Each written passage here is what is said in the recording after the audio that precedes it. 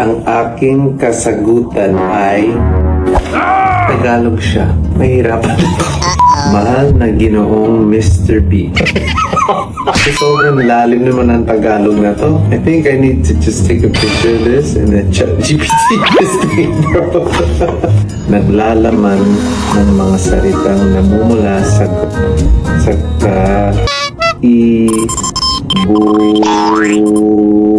Katrina Halili, sinagot na si Chris Lawrence.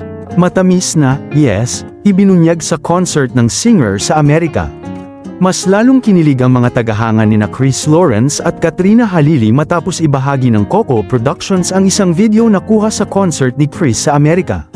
Sa naturang video, mababasa na ni Chris ang liham na ipinadala sa kanya ni Katrina, na naglalaman ng pinakahihintay na sagot ng aktres sa kanyang panliligaw. Sa sulat, malinaw na sinabi ni Katrina ang kanyang matamis na tugon.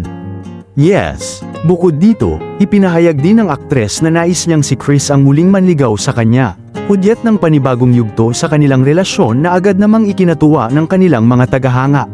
Makikita sa video ang emosyonal na reaksyon ni Chris habang binabasa ang liham sa harap ng kanyang audience, dahilan upang mas lalong maging espesyal ang kanyang concert sa Amerika.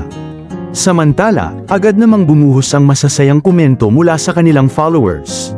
Marami ang nagsabing matagal na nilang hinihintay ang sandaling ito at umaasang tuluyan ng maging maayos ang relasyon ng dalawa.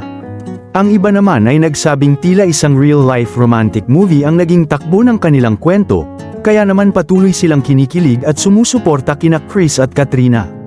Patuloy namang inaabangan ng kanilang mga tagahanga ang susunod na kabanata ng kanilang love story, lalo na ngayong tila nabigyan na ng panibagong pagkakataon ang kanilang pagmamahalan.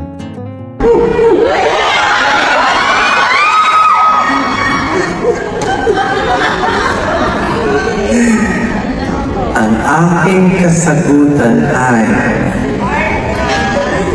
oo.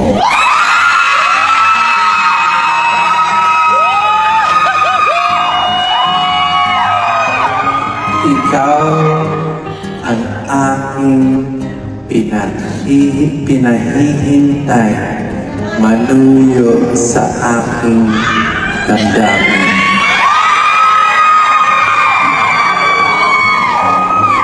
Lubos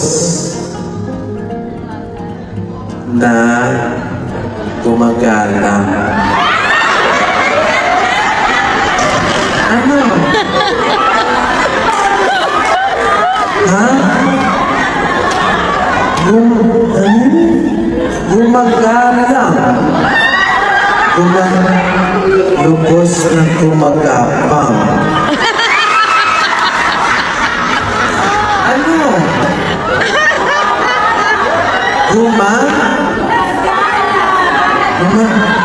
Hindi mo sinabi ko, diba?